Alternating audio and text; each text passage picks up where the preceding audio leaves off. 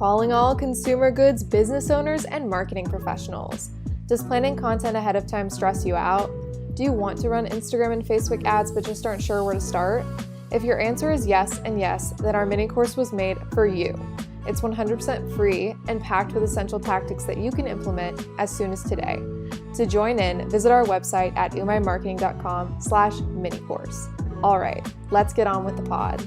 Welcome to the Umai Social Circle, where we talk consumer goods marketing tips to help business owners and marketers alike grow. We're Karen and Allison, co-founders of Umai Marketing, and we're being joined by Alyssa Padron, campaign manager at the Ronin Society and former program manager at SKU. Thanks for joining us, Alyssa. Absolutely. Thanks for having me. Very cool. Well, to start out, we just want to learn a little bit more about you. Did you always have an interest in CPG? Like, how did you get your start? Yeah, I feel like I had about as much interest in CPG as maybe the average consumer, which means like I watched like a couple episodes of Mad Men and was like, oh, okay, there's like some stuff happening behind the scenes here. But prior to SKU, I did not have a ton of experience in CPG. It was really, SKU was like definitely diving headfirst into the CPG world here in Austin, which was like a really exciting opportunity. So for somebody listening that has no idea what SKU is, can you give us just a brief overview on what it is? Yeah, sorry. So SKU, the word itself, SKU, stands for stock keeping unit. But it's also the name of a CPG accelerator here in Austin.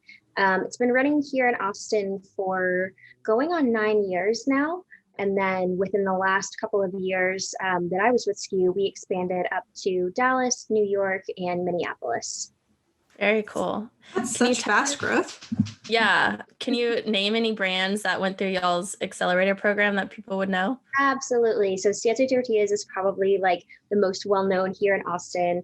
Austin Eastsiders went through there. CB Bath Company was some of the other ones. And then obviously kind of like our big golden child is Epic Bar, who ended up selling to General Mills several years back for something like $100 million.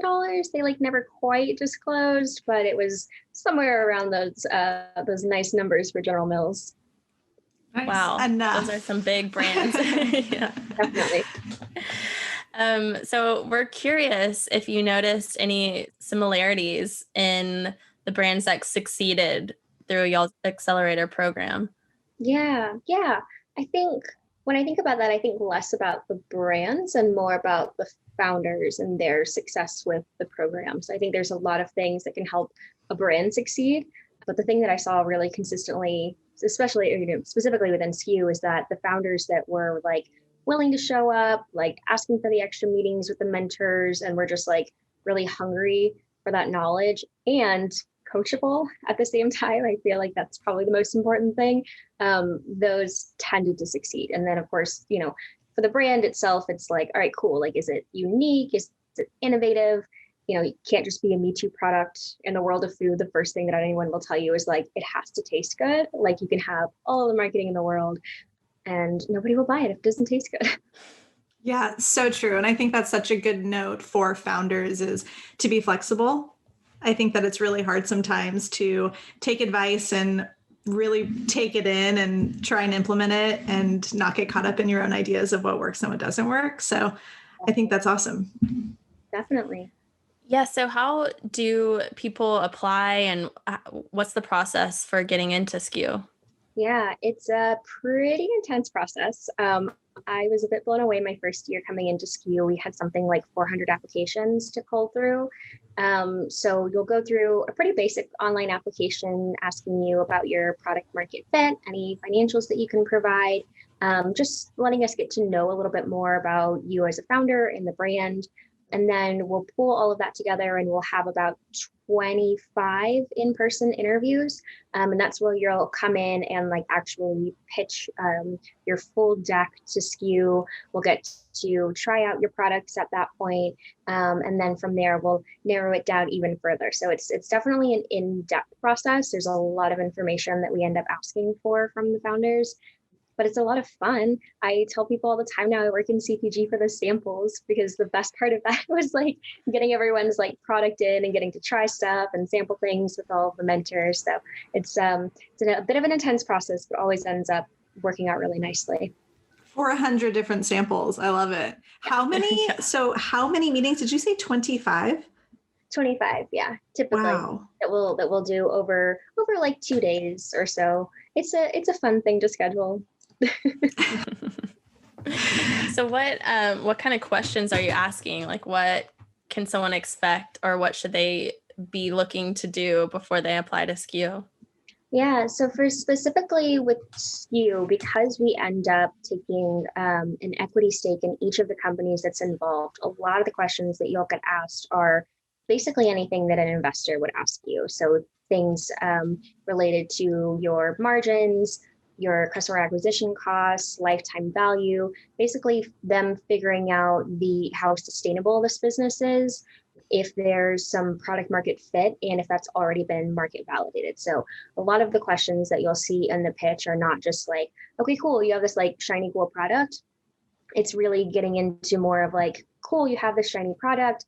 Does this business have legs? Does this founder know what they're doing, or at least have a team that can help them, or is open to mentorship in whatever areas they need help in? Mm-hmm. And is there minimums that you require For the equity stake, or for like revenue minimums or anything? Yeah, so we typically look for about $100,000 in annual revenue. That's kind of our like minimum threshold. We'll still take other things into consideration, like if for some reason you just like blew that number out of the water in pre-sales, or if you have like a ton of social media following, that's also something that we're looking at. Just different things that are indicators of market validation. The only program that differs is our DFW program.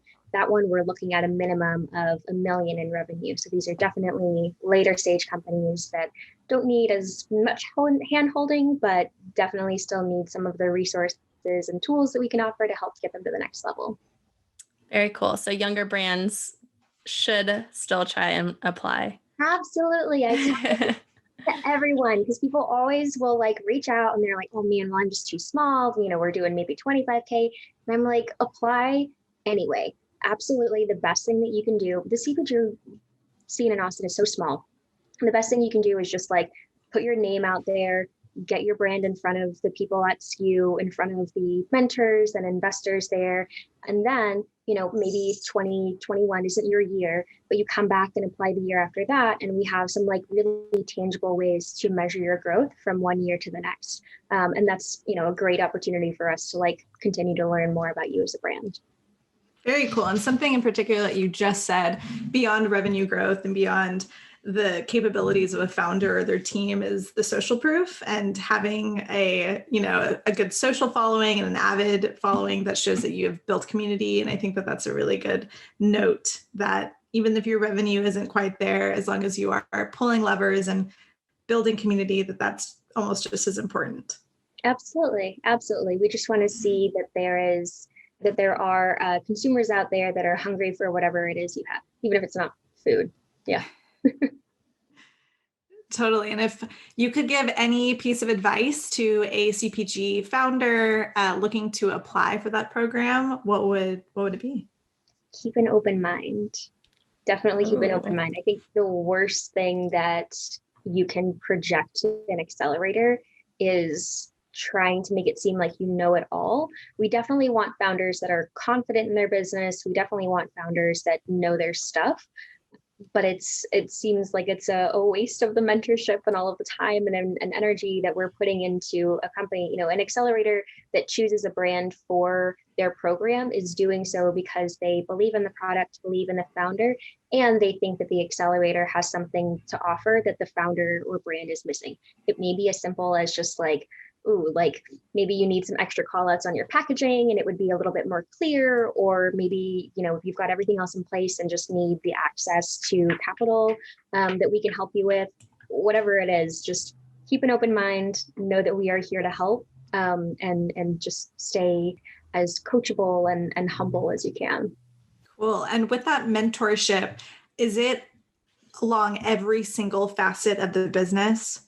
It is. We put together a team of probably 5 or 6 mentors that have all different sorts of backgrounds. So like if our founder has a marketing background, we probably won't end up putting a marketing person on their team, but we'll make sure they have someone that's really strong in finance, really strong in trade spend, really strong in supply chain and things like that. So you really get like a bit of an outsourced C-suite of people that can help you out with really every aspect of your business throughout the duration of the track.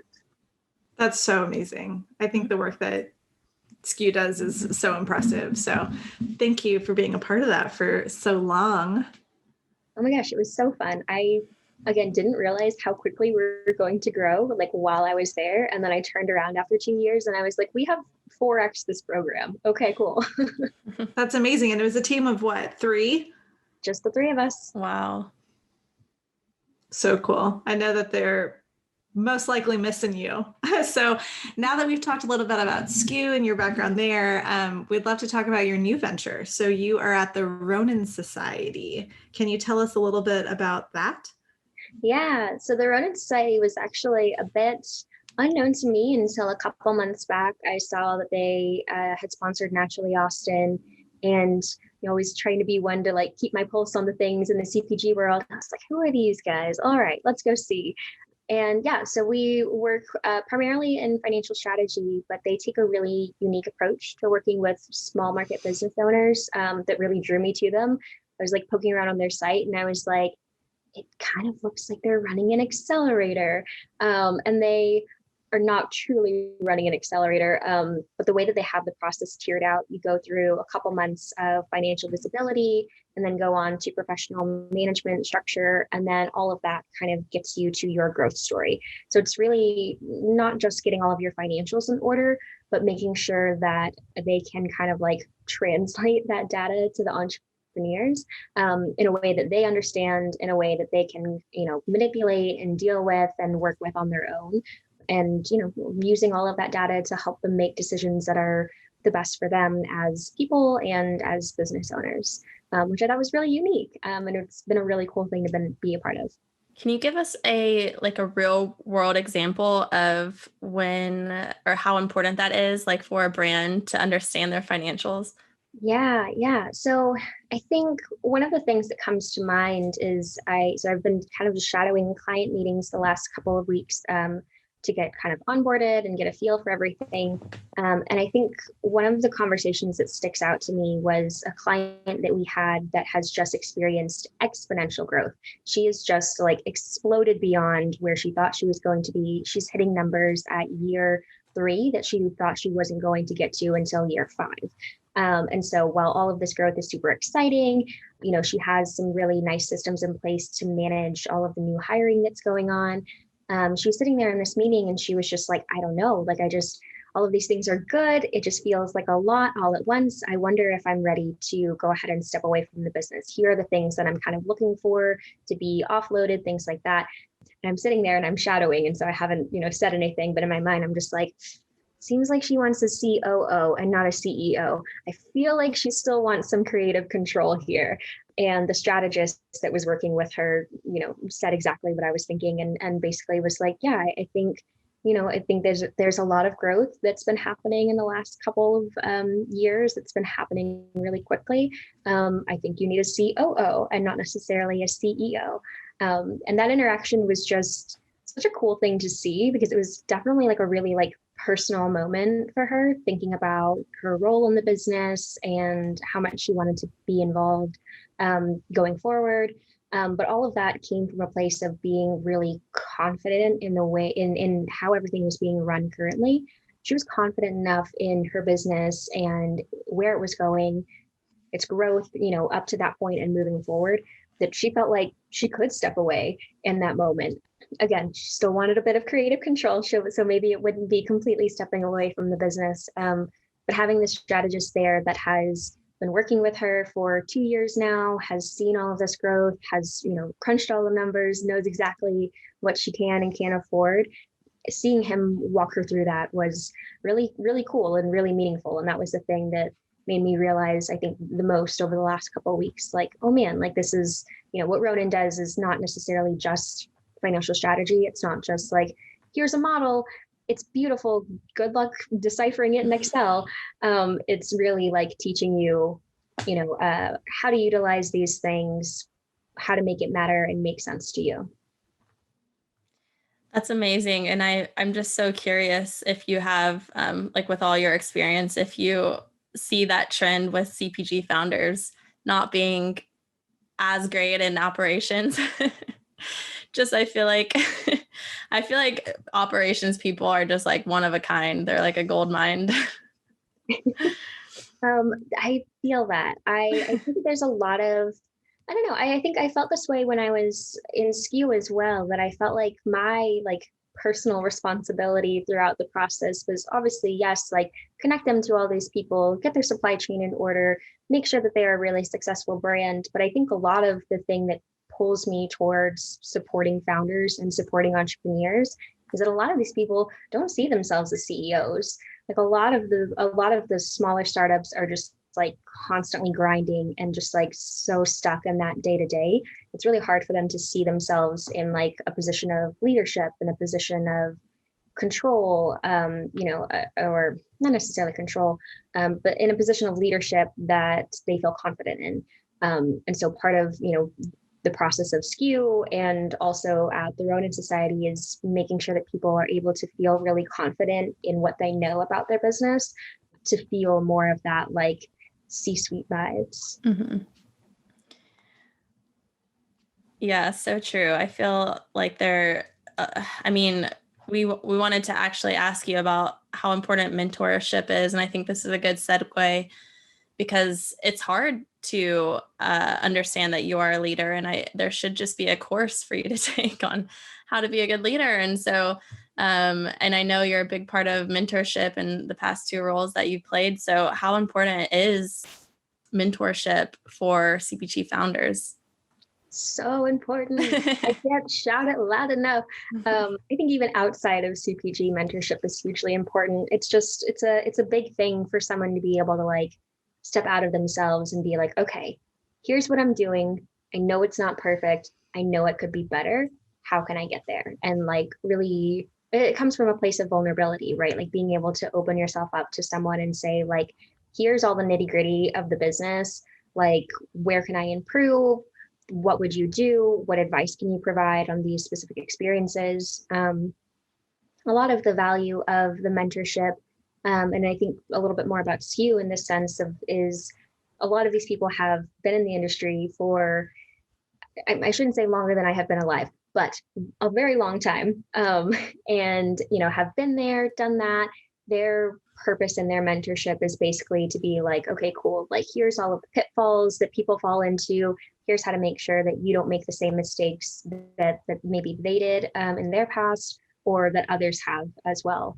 But I think one of the things that I'm starting to see more and more, I got the opportunity to work with a lot of college students, a lot of UT students through SKU. And I was like, I want to hang out with these guys. Like, I want to learn more about how they think about the world, how they see the CPG market in like a completely different way. And so I think there's also kind of a flip side of mentorship is like find mentors that have been there, done that, have all of the experience so you can kind of like get those little nuggets of wisdom from, but also have someone that you meet with that maybe isn't like as formal of a mentor-mentee relationship, but someone that is going to bring a bit of diversity of thought to your business and how you're doing things. And like, maybe they'll tell you what the heck is happening on TikTok and you can like learn more about the digital space there. I think that, again, so much of mentorship is not just the advice part of it, but just bringing diversity of thought to what you're doing. That's very well said. I've never heard anyone extend mentorship in that way. And I think that's so true. And if someone could come and teach me what TikTok is and how to use it, that would be awesome. Right. And I think that's such a good point. I feel like I'm connecting that with another Umai podcast guest. Her name was Emily Hoyle, and she was an intern at Sweet Leaf Tea. And she and her fellow interns were driving these marketing initiatives that I know were impressing, the marketing staff at Sweetleaf. And it's these young kids that come in with grand ideas, and obviously not everything is going to hit, but I love that piece of advice to, look to all sorts of people for feedback on your brand and what's working and what's not working and what they like and what they don't like. So very cool.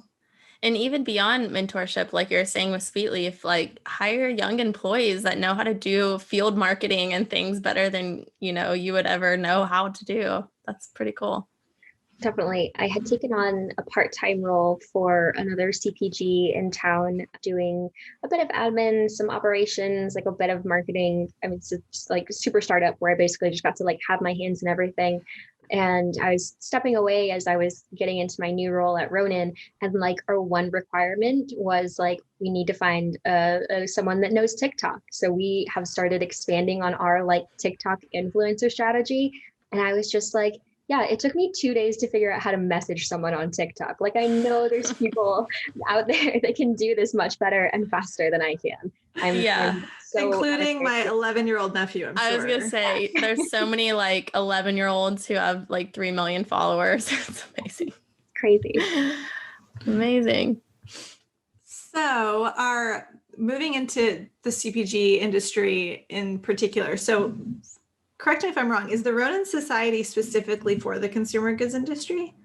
It's a segment of the businesses they work with. So they work with not just CPG, but also e-commerce and professional services, as well as a few retail stores. That will probably be a focus when retail is a thing again.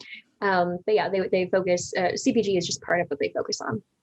Cool. Well, you're still in it. You still have your finger on the pulse in that industry. So are there any current product or market trends that you're seeing right now that you'd like to talk about? Yeah, I just really need keto to go away. It is killing my holiday dinner vibes. I just wanted to make like a cool cornbread, and there's just like not any good keto bread substitutes. That's I don't know. Maybe that's my soapbox. Maybe that's the hill I die on. I also think there's just healthier ways of dieting and relating to food, but that's a whole separate issue. Yeah, so there's some of these like more faddish ones that I see coming in and out. I really like seeing CBD on the rise. I feel like we have finally hit a point where consumers are starting to understand the difference between like a high quality CBD that can give you like third party lab testing and understanding of the terpenes versus just like a $20 bottle you buy on Amazon. I think the biggest thing that I think about overall from like a very macro level is just a push for consumer transparency. This goes like all the way up to the policy level with the changes to the nutrition labels not too long ago. There's something that Marissa Epstein, who's the director of the Nutrition Institute over at UT, said in a SKU class that just like always sticks with me. Is just like consumers are only getting smarter. Like if there are things that you don't want people to see in your ingredient list, do not put it in your product. Like there's just no hiding anything anymore. People are always wanting to do more research, have more understanding of the products that they're buying, not just what they're putting in their body, but is it sourced ethically? Is it sourced sustainably? I have stopped buying any new clothes this year. I have sworn off fast fashion. And so I had planned to like thrift a bit throughout the year, and I ended up not needing any new clothes this year, which worked out nicely. But I think that kind of like higher level of consciousness around the things that we consume is definitely not going anywhere. That's definitely something that will continue to trend and kind of trickle down throughout the rest of the market and to all consumers. Wow, so true. And I just have a quick anecdote. I was at the store the other day and I was looking in the steak section and the steak said keto on it. And it was just kind of like, well, yeah. Like, well, yes, it's just meat. It's like, when gluten-free became a thing, they were labeling grapes as gluten-free. And yeah. I was like, why? Yeah. I mean, marketing, hey. But yeah, no, I would like to talk more about the consciousness of the consumer. So Yeah. Yeah, I think consumer transparency, and it's especially when we're in Austin and there's so many better for you CPG brands, it's really important to, do your best. But I also think that there is this conversation about inclusivity and price point, really, and availability to the masses. So I just feel so strongly when brands can acknowledge that and have systems in place that make their product more readily available to a very wide range of audiences in specialty and in conventional grocery stores. So I think that that's something interesting that we can all really work towards and focus on in the future. So, what would be your best advice for small to medium-sized business owners, especially from what you learned from SKU, working with so many of them? Yeah. Ask for help. Ask for help. Ask for help. I think there's a concept called, is it hustle core? Maybe it's hustle, another word. But it's basically this like concept that you just like have to like be on your grind and just like always just like tough it out and do the thing, like working like these 14-hour days. And I just don't think that's glamorous at all or necessarily admirable. I think that, again, kind of going back to thinking about the founders and kind of having empathy for their emotional state throughout all of this, it's very difficult to kind of find that inner strength and that inner confidence. And so I think that one of the biggest things that you can do is just ask for help where you need it. Like, especially here in Austin, there's like so many treasure troves of resources for budding entrepreneurs. And not necessarily just like practical resources, but looking for ways to connect with other entrepreneurs, connect with other, specifically solopreneurs are a big segment that I think about a lot. Just finding ways to connect with people over similar issues that you're having, whether you are a SaaS company or a CPG, there's definitely like things to be learned on either side. So connecting with founders that are kind of in your stage, no matter the industry, and then asking for help as far as like, utilizing your network to ask for more practical or tactical things. And then, that last key component is just mentorship and mentorship. Awesome. So what would be some like free resources that you could think of, whether it's like messaging somebody on LinkedIn or joining a Facebook group, or what would be some of your advice to how to connect with those folks? Yeah. So for CPG here in Austin, there's tons of groups. So SKU every so often will host an event that's open to the public, usually some sort of town hall that'll take place once a month on any particular topic as it relates to CPG.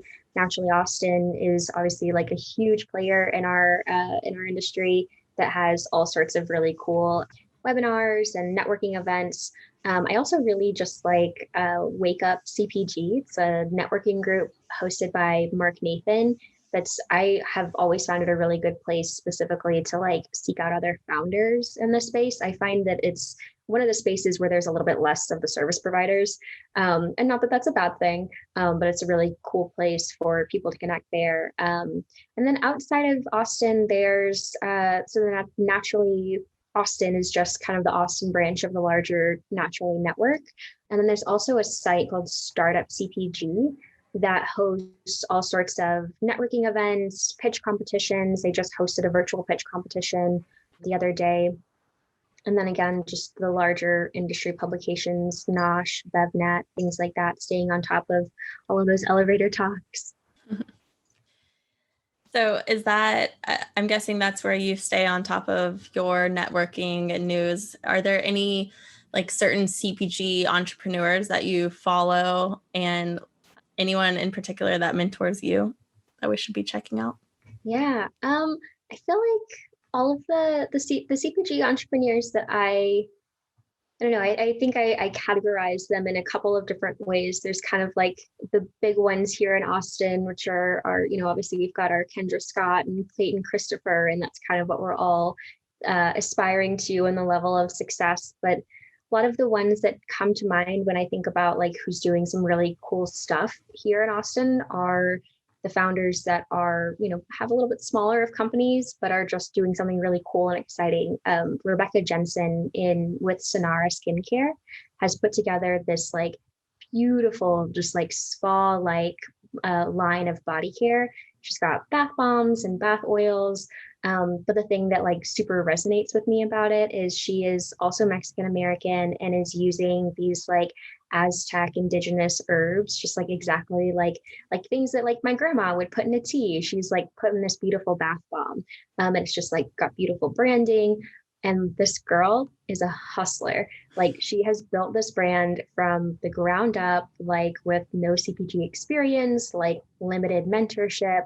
And she's just gone on and created something really, really beautiful. And I think that's when I think about the people that inspire me, the people that I want to learn from, that's the kind of people that I think about. Incredible. I've heard of her skincare line, but I need to learn a lot more about it because I had no idea that she was using super authentic to her ancestry kind of ingredients in her products that you don't usually see in a bath bomb, right? You're like seeing glitter and all sorts of stuff and lavender, but that's very cool. On that note, are you seeing that kind of trend? I know a huge shakeup across the world this year has been really focused on inclusivity. And are you seeing that in the CPG space? I know Austin isn't the most diverse city in the world. It's really not diverse at all. So what are you seeing in Austin? Yeah. So in Austin, there's been a few initiatives that I think are pushing things in the right direction. I think about, obviously Beam coming together to support female entrepreneurs has been particularly exciting. When I think of the Latinx businesses that I want to support, obviously I have like intentionally shifted my Instagram feed away from like influencers living in California whose lives I will never live to trying to support as many like Latinx artists and makers as possible. They're not all Austin based. One Latinx owned business that I like super love to support here in Austin is actually not necessarily in the CPG space. She's in retail, but her name is Mary J. And it's a Latinx owned, queer owned CBD store that has just created this just beautiful assortment and environment that's super welcoming to everyone. And so I think of that as like one of the most inclusive places that you can shop at here in Austin.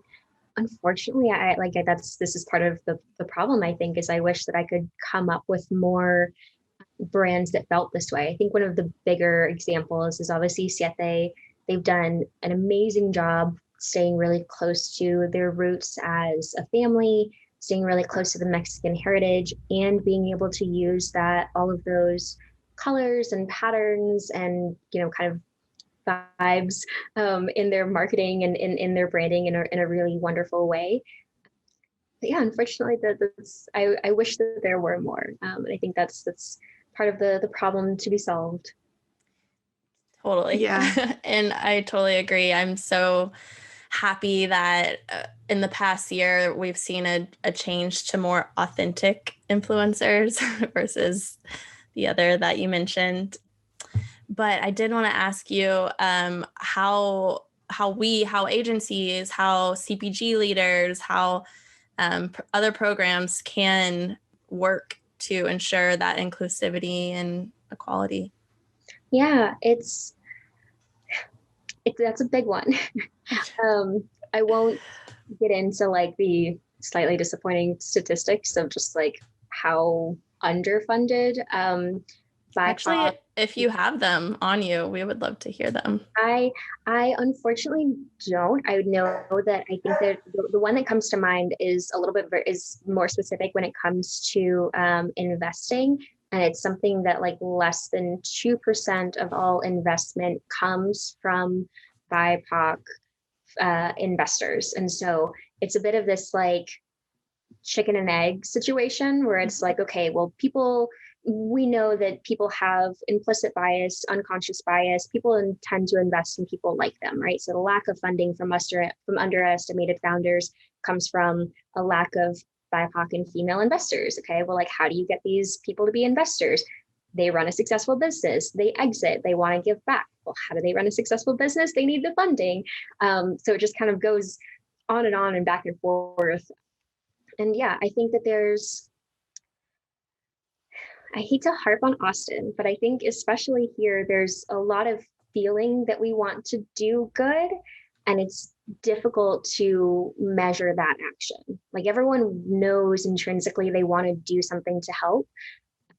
Underestimated founders don't need advice. They need funding. Like, it's so simple. Like, I was listening to a panel the other day on like underrepresented founders and how to get funding, and there's all these investors, and investors are like, oh, we'll just like give them some pro bono time, or just like mentor them. And I'm like, invest, like Money. No, invest. Like, that's the answer. I hate that that's the answer. I love that you made that connection. That's yeah. That completely brings to mind the founder of Gold, Trinity. She was in Vogue and I think Forbes as well, where she was talking about she was denied investment so many times from so many people. And then the Black Lives Matter movement exploded this year. And all of a sudden it was coming in hot, like super hot. And it was just a really sad reminder that we have so much further to go. But at the very least, we're moving in the right direction. Absolutely. Yeah. And I think one of the things to remember is, if you are an investor, consciously invest in people of color. If you're not, if you're a service provider, consider how accessible you are. Consider how you're able to give access to your resources on either a pro bono basis. I know that y'all have put together this like absolutely wonderful program that's super accessible for people. I've been pushing people y'all's way, so I hope that turns out well for y'all. Yeah, and then if you're a consumer, just buy POC owned products. Like, think about the people that you are purchasing from, go and do that research, learn more about the people that you are supporting when buying your products. And I think that there's a fair amount of that going on in kind of like the greater collective, of boycotting brands. There's a whole list of places that I don't shop anymore because I don't love where they put their money. I don't want my money going those places. So shopping with your dollars as a consumer is definitely a way that you can help move all of us forward. Absolutely. That's such great advice. Yeah, it's easy to forget how much power you have as a consumer. So I love that you said that. And I would also like to get your list of places you no longer shop at. Yeah, I'll take that list too. And bringing it back to, I know you mentioned it before and I didn't say anything, but Mary J. I have purchased so many things from that store, and that woman, is her name Mary? So Mary is her mother. Her name is Jay. What? Doesn't that work out beautifully for them? Right? Oh my gosh. Right? She is so nice. Oh my gosh. When they first opened, I was in the store a few times. We were at Black Sheep Lodge going in the store, and she was just the most helpful, like non-judgmental, especially when you go into shops like that. Sometimes they can be a little bit holier than thou, but the nicest person. So Austinites, go shop there. It's the holidays. Absolutely. I just went and did like a little like one-on-one sneak preview shopping session with just Jay and I in the store, which was amazing.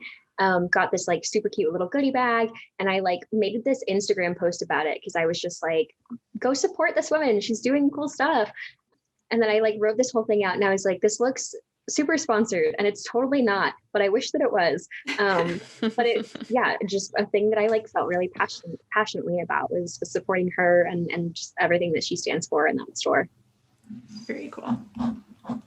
On that note, are there other CPG entrepreneurs that really inspire you, similar to Jay? It's gonna sound really lame and a little sappy, but my partner, I date a founder in the scene, and his commitment and ambition and drive and just like seeing his bigger vision for not just what his company can do now, not just like, cool, run it, get acquired in a couple years. Like, he has such a passionate vision for where the business will take him and how it will impact the world. And honestly, dating him has been one of the things that's made me realize in myself, like, oh man, like, I have power to change these things. Like, even though I'm not an investor, I'm just a consumer, I can vote with my dollars, support the people that I want to. I can stand for systems that support food justice and equality for all. He's been really instrumental in kind of not just learning about all of the unfortunate inequities of the world, but really helping me feel like I actually have like a pretty powerful part in being able to make that change. Yeah. Wow. Well, what's his name? What's his business? Roman Gonzalez, he's the founder of Gardenio, which is a membership-based club. Okay, are you familiar? Yes, we had a call with him too. Yeah, and we saw him pitch his brand, and I think he won. He was amazing. Wait, he did an elevator pitch. Do you remember it at the Naturally Austin event? Not the pitch slam where it was like it was at Austin Eastsiders. Yes. Do you remember that? And it was like oh gosh, I'm so embarrassed to not remember his name. Who owns the Dallas Mavericks? Mark Cuban. It was one of Mark Cuban's investor guys from work, and he was there, and they were like, who wants to pitch their brand? And he raised his hand out of nowhere and pitched his brand, and we were just like, yeah, we're like, who is that? He did amazing. Yeah. Very cool. And we loved his concept and everything. So I don't know if you can see it over here. I've got like a whole bunch of plants in this windowsill. Those are all my Gardenio plants. Admittedly, awesome. I'm much better at growing houseplants, and it's pretty embarrassing that my herbs don't grow as well as they should, considering I'm dating the founder of this guy that helps you grow your own herbs. But the fact that they are not dead is proof that anyone can do it. Follow along with the app. They got you. So tell us a little bit more about Gardenio. Yeah, so I have been lucky enough to kind of like get such an inside view of the business and kind of what they do. So you sign up for your first box and you get 3 plants. They send you everything you need. You get not just seeds, but a live plant, all of the soil, the pots, the right kind of mulch for your plant, and the environment that it's going to be in. You get a care guide for each of your plants, and then you log them in the app. You can go and like name your plants different things, which I always find helpful because I'm like, oh no, I can't kill Jenny. Like, no, man, I gotta water her. The app is great. It helps you follow along. You'll get little notifications. It'll be like, hey, it's going to freeze outside. You might want to bring your plants inside, or, put like some sort of plant jacket over it. And then every 3 months after that, you'll get an additional plant. If your plant dies anytime within the first 3 months that you get it, like basically no questions asked, other than like, unless you just completely neglected it, they'll send you a new plant, which is very exciting. He's a philosophy, or he studied philosophy at Brown. And so he has this like whole concept of like reframing death and being able to do that through plants, and just kind of being like, yep, it died. That happens sometimes. It doesn't mean give up. It means grow another one. Whoa, oh, man. That's so cool. Yeah, I feel like I would be his worst customer. Sending me new plants all the time. That's the thing. Those are the people that he loves. He loves okay, good. A good challenge. So cool. Very and cool. Another Latinx founded Austin CPG company. So check them out too. Absolutely. Definitely. Very cool. Definitely. Well, Alyssa, this was a lot of fun. Yeah.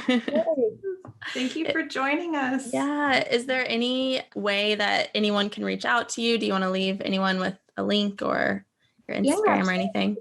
Yeah. So I am super excited. A lot of my role at SKU was not just kind of running the program, but also being able to like build a nice little community around that. So I'm still working on building communities over at Ronin.